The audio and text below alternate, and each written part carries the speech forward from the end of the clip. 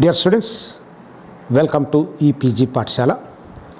I am Professor P. Bhaskar Reddy, Department of Ancient Indian History, Culture and Archaeology, Sri Venkateswara University, Tirupati, the Principal Investigator of the course Indian Culture and Course Coordinator for the paper Outlines of Indian History.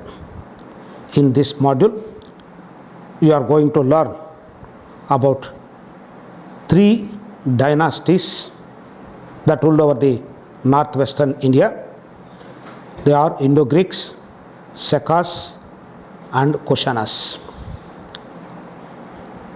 By the end of this module, you will be able to learn the political history of India after the Mauryas, foreign invasions of northwestern India, Indo-Greeks known as Bactrians and their importance in political history, Parthians, Sakas of Taxila, Saka Satrapas of Western India, Kushanas, Kanishka and his achievements, decline of Kushanas, and the impact of Central Asian conquest over Indian history and culture. Let us start with political history of India after the Mauryas. In the political history of India, it is known that the post-Mauryan period saw the emergence of many indigenous and foreign dynasties. This period has been styled as the age of small kingdoms. In northwestern India, the Mauryas were succeeded by the number of ruling dynasties who came from Central Asia. Among them, the Greeks were the first to take the initiative. This period is notable for intimate and widespread contacts between India and Central Asia. Let us start with the Indo-Greeks, who are also known as Bactrians. The Greeks were known as Yavanas in the Indian literature. They were the rulers of Bactria, lying south of the Oxus, covered by north of Afghanistan.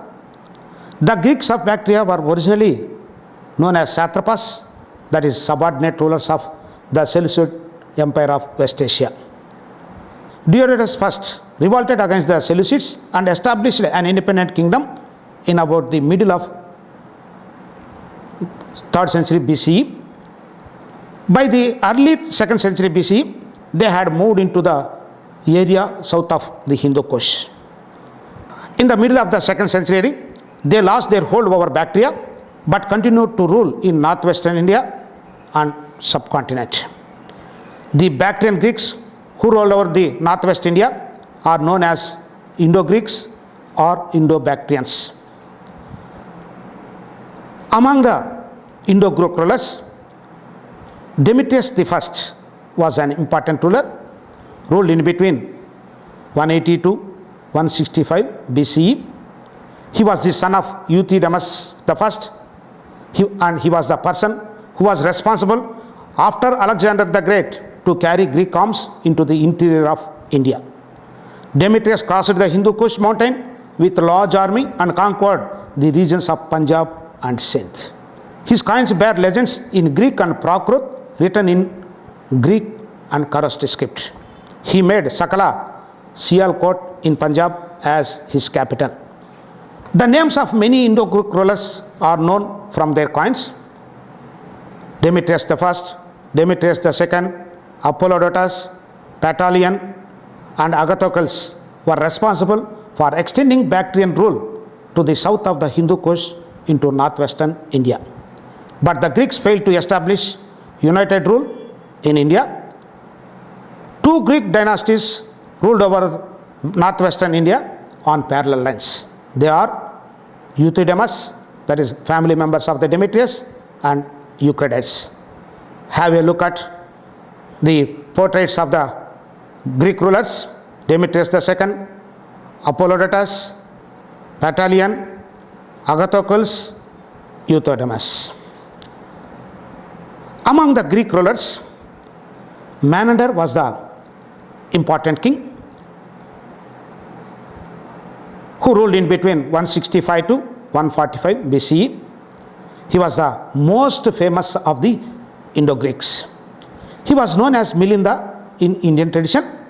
He ruled for a long time from his capital Sakala, and his coins represent him in all stages of his life.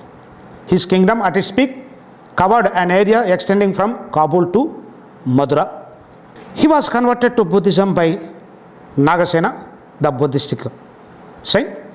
Menander asked Nagasena many questions relating to Buddhism and its philosophy. These questions and Nagasena's answers were recorded in a book known as Milinda Panho. After Menander, he was succeeded by impotent kings. They are unable to hold their sway for a long time. Apollodorus, one of his successors, said to be that he conquered Indus Valley and Gujarat, and at its height, his territory extended from Barigaja to Kapisa and also Gandhara. Apollodorus was defeated by Eucratides, who in turn was assassinated by his own son Heliocles. The Greek influence in India lasted for more than a century after the death of Menander. Later on, Eucratides advanced towards India and made Taxila as capital after conquering some parts of northwestern India. A protracted feud between ruling houses of Euthydemus and Eucratides began after the reign of Demetrius I. Kings Amyntas, Antialcidas, Archabius, and Hermios belonged to the house of Eucratides. They issued a large number of coins. Have a look at the coins of Antialcidas, Hermios, then Eucratides I. Among the Eucratides, Antialcidas was an important one. Antialcidas belonged to the house of Eucratides. He is found referred in an inscription at Besnagar near Bilsa. Heliodorus was deputed by the king to the court of Kashiputra Bhagabhadra as ambassador. The Besnagar inscription suggests the rule of Antialcidas, and his territories extended up to Taxila. The Besnagar Garuda pillar inscription was erected by Heliodorus in honor of Vasudeva. It is the earliest reference to the existence of Vaishnavism in ancient India, and the patronage extended by the Indo-Greeks. Heliodorus was the first foreigner who embraced Vaishnavism, and also indicates one of the stages in the development of Bhakti movement in India.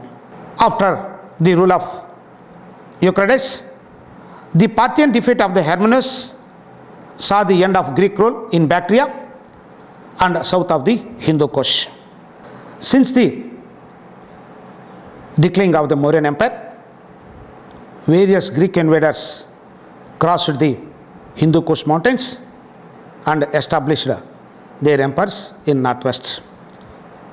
Among, already we have discussed, Menander, Antialcidas were the important rulers, but the Greek rule came to an end with the coming of Parthians. The Parthians or Pallavas were an Iranian people who for some time lived with Scythians. In ancient Sanskrit texts, the two people are together mentioned as Shaka Pallavas. In fact, they ruled over this country on parallel lines for some time. The first member of this line was Vonones, who attained power in Arcosia and Sistan. Among the Parthians, Gondophares was the greatest ruler, ruled from 19 to 45 Christian era. On all his coins, Gondophares appears as bearded, that is middle-aged man. Have they look at the Indo-Parthian coins and coins of Gondophares. It was during his reign, Saint Thomas the Apostle is said to have come to India for the propagation of Christianity. After the death of Gondophares, the Parthian Empire was split into petty principalities. The successes of Gondaparnas were ultimately ousted from northwestern India by the Kushanas. After the short rule of Parthians, the region was occupied by another ruling family from the Central Asia, the Sakas of Taxila. In some parts of northern India, the Greeks were followed by the Sakas. They were a nomadic tribe, originally lived in Central Asia. In about 165 BCE, they were turned out of their original home by the Yuche tribe. Then they migrated to the northwestern of Central Asia and fought against the Greek kingdom of Bactria. Most of Sakas settled down in the valley of river Helmand and established small states.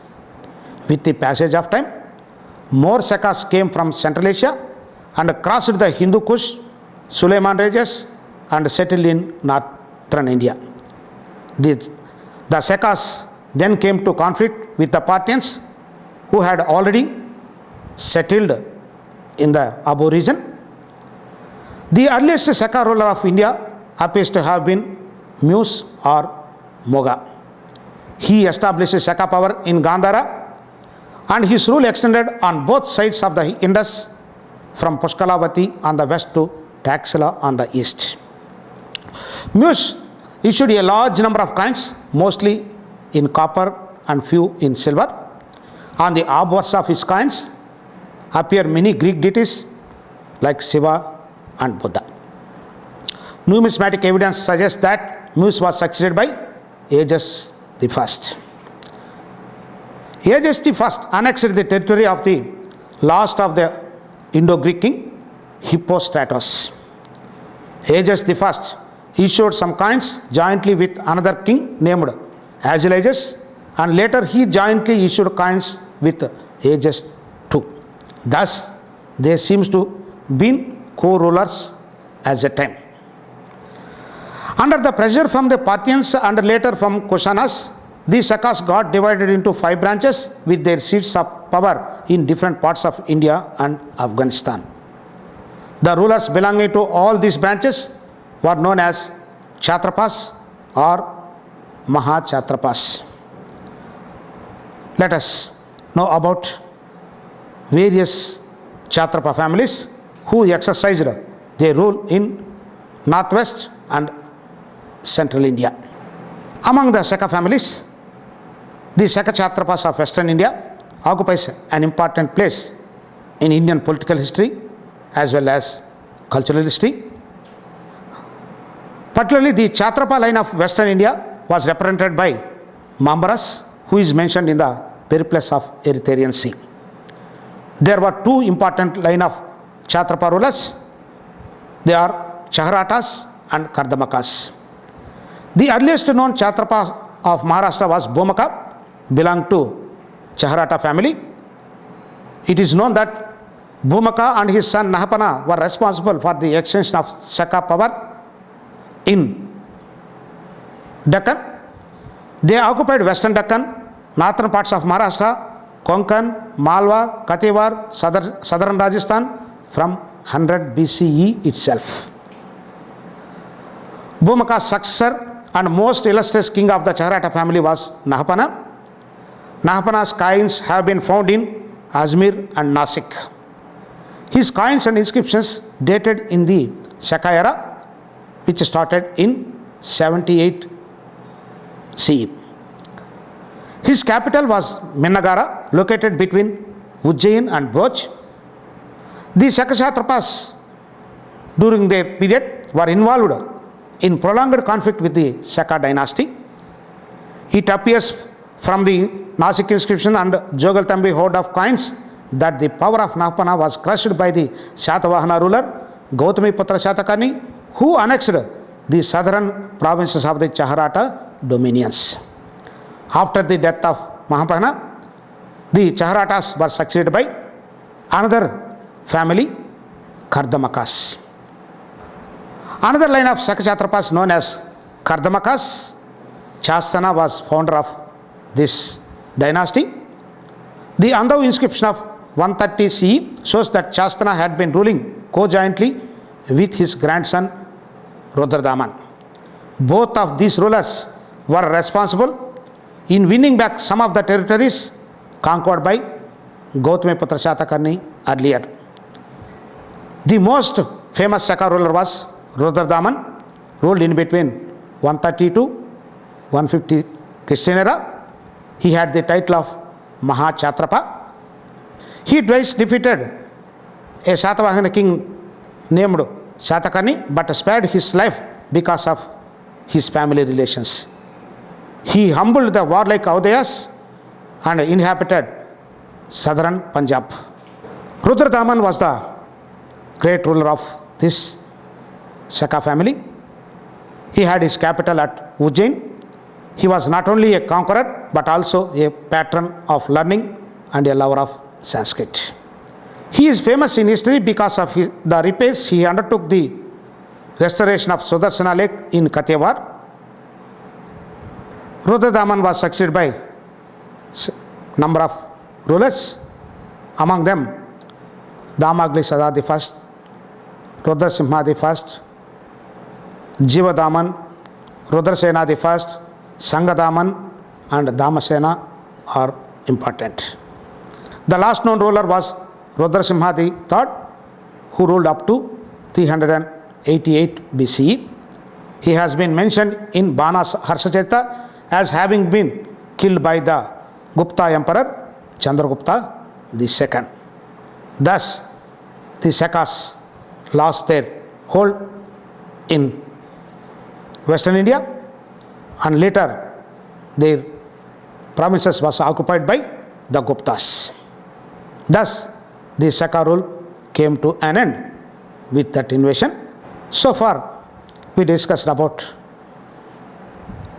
the Indo-Greeks, Parthians, Shaka families who exercised their rule over northwestern and western part of India. Besides the above ruling families, another important dynasty that exercised northwestern part of India is Kushanas. The Kushanas were a branch of Yuezhi tribe whose original home was Central Asia. They were a nomadic people from the steppes of North Central Asia living in the neighborhood of China. The Kushanas first occupied Bactria, where they displaced the Shakas.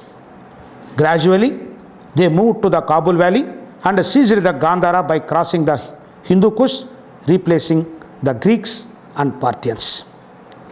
The Kushanas conquered the Bactrians and ruled much of North India and Central Asia from 1st century to 300 CE.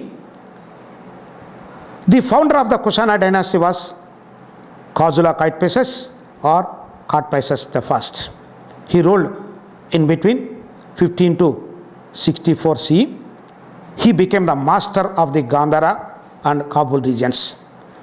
He issued coins found in the south of Hindu Kush. He also consolidated his power in Bactria. During his time, his kingdom extended from the frontiers of Persia to the Indus. Have a look at the portrait of Kazula Katpeses on his coins.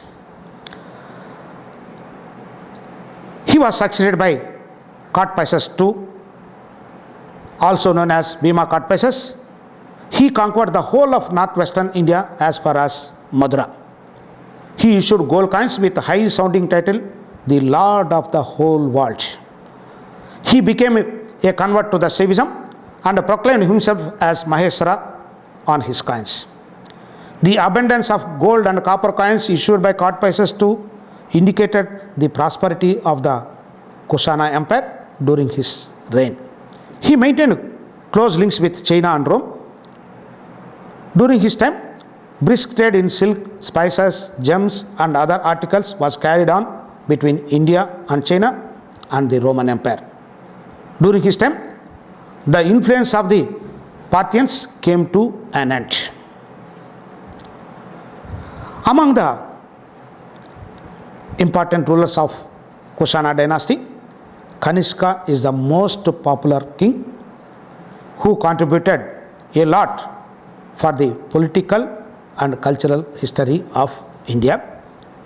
Let us know about the greatness of Kanishka and his achievements. Kanishka was the most important ruler of the Kushana dynasty. According to some, his reign began in 78 CE. Other historians view that he ascended the throne in about 120 CE. In commemoration of the accession of the throne, he started Saka era in the year 78 CE. Kanishka was a great conqueror and a successful warrior. The Chinese, Tibetan and Indian sources bear testimony to wide conquest of Kanishka. He conquered Kashmir and erected a number of monuments and also founded a town known as Kanishkapura in Kashmir. The discovery of Kanishka's records at Madura and Sanchi suggests that Rajputana, Malwa, Saurashtra formed part of Kanishka dominions. Kanishka, after capturing Pataliputra, Ashwaghosa, the great Buddhist philosopher, fell into his hands and he brought that sage along with him. Ashwaghosa later on became one of the greatest literary luminaries of the Kanishka's court. The Sakas, who already exercised their power in some parts of north and western India, acknowledged the supremacy and surrendered a portion of Malwa to the Kanishka.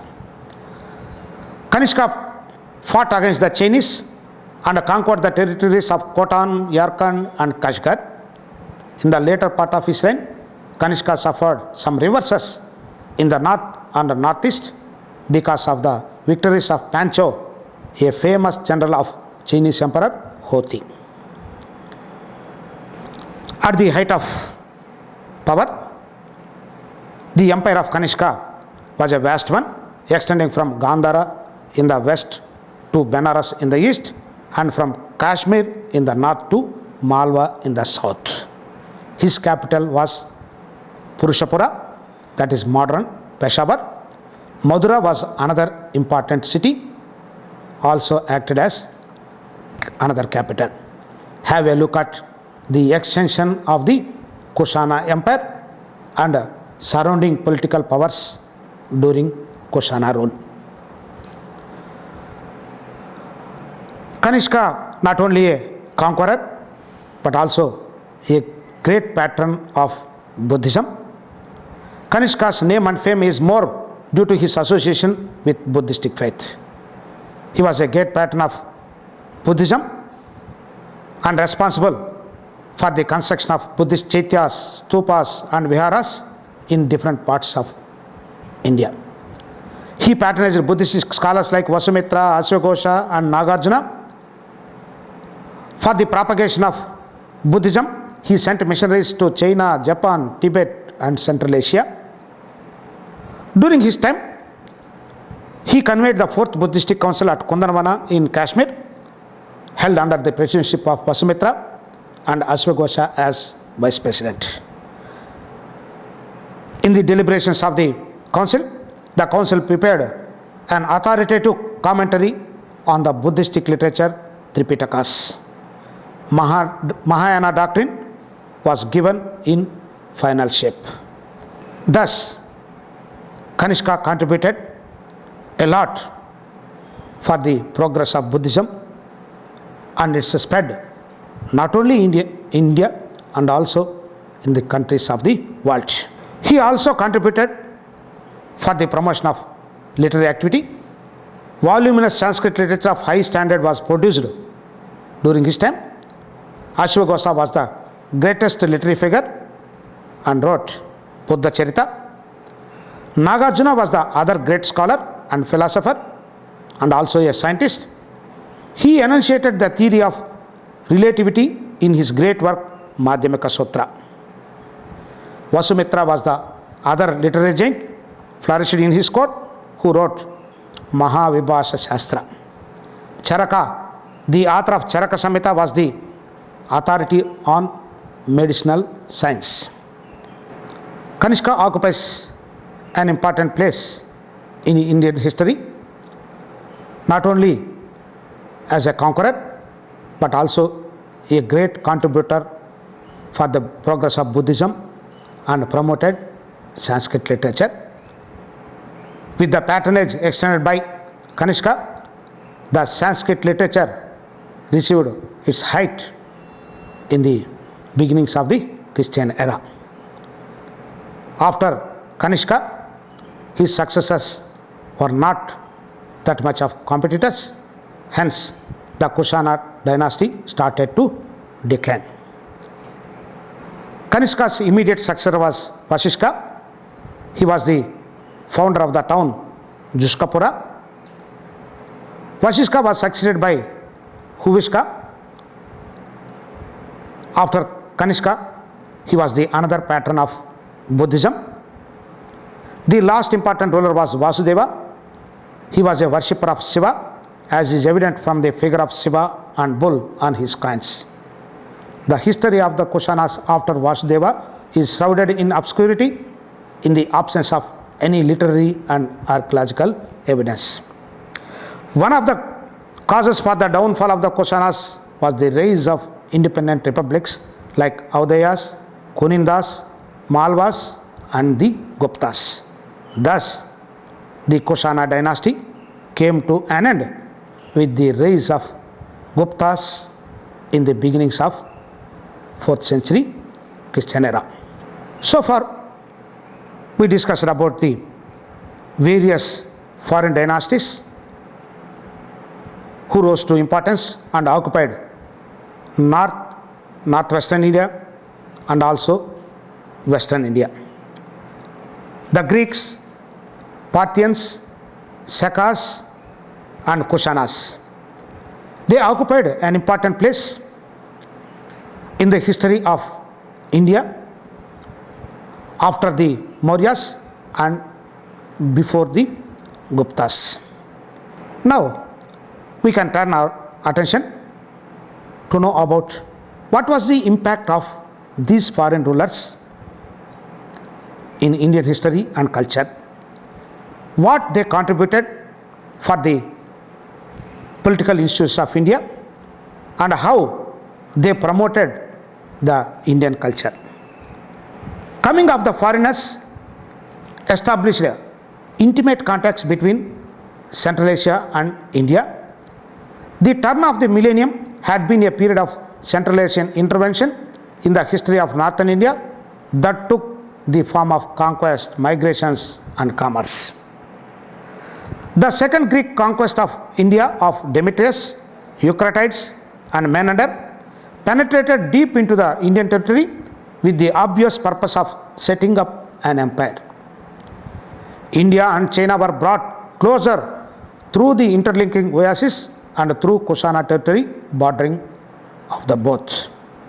The Sakas and Kushanas strengthened the idea of the divine origin of kingship. They added new ingredients to Indian culture and enriched it immensely. They extended patronage to Buddhism, Jainism, Bhagavatism and Saiva sects, and also Zoroastrianism and Hellenistic cults. These foreign princes also patronized and cultivated the Sanskrit literature, as already we discussed about the patronage extended by Kushana king Kanishka in promotion of Sanskrit literature. The Indo-Greek role is important in the history of India because they issued large number of coins. Kushanas were the first rulers in India to issue gold coins. The foreign princes became enthusiastic patrons of Indian art and architecture. The Greeks introduced Hellenistic art features in northwestern India. Later, the Kushanas brought together nations and other artisans trained in different schools and countries. This gave rise to several schools of art known as Central Asian art, Gandhara art and Madura school of art. The Gandhara school of art originated during the reign of Indo-Greek rulers, but the real patrons of this school of art were the Shakas and the Kushanas, particularly Kanishka. The Gandhara school made sculptures of Buddha in various sizes, shapes and postures. The hair of the Buddha was fashioned in the Greco-Roman style. A large number of monasteries were built from 1st to 4th century Christian era, and the sculptures in the Gandhara and its depiction, they are the museum specimens in the study of art, architecture and sculpture of the period. Have a look at the sculptural scenes depicting the birth of Buddha, the great departure of Buddha, the sculpture panel of Maitreya Bodhisattva, Gautama Buddha and Avalokitesvara Bodhisattva, and have a look at the various Greek hairstyles and various sculptures of Buddha, the seated Buddha, the head of Buddha with a beautiful Greek hairstyle, Bodhisattva head, all from Gandhara sculptures. The influence of the Gandhara art also spread to Mathura, although it was primarily a center of indigenous art. The Mathura school of art produced beautiful images of the Buddha, exhibit the spiritual feeling in his face, which was largely absent in Gandhara school of art. It also produced several stone images of Vardhamana Mahavira. The Mathura school also carved out the images of Shiva and Vishnu along with their consorts Parvati and Lakshmi. See the standing Buddha, which was made with a red sandstone and spiritual feeling in his face. These are all the beautiful sculptures of Mathura school of art, blessing Mathura Buddha, and also the head of Buddha at Mathura. Have another sculptures of Mathura school of art, Buddha, Vishnu, red stone railing. In this module, we have discussed the political history of Northern India after the fall of the Mauryas. After the fall of the Mauryas, the northwestern India witnessed the rule of several foreign dynasties who came from Central Asia. Their role is important in the study of political history as well as the cultural history. After the discussion on the Indo-Greeks, Parthians, Shakas and Kushanas, I hope you may able to understood the importance of these foreign ruling families and their contribution to Indian culture. For more details, go through the e-text, further sources and self-assessment for better understanding. Thank you.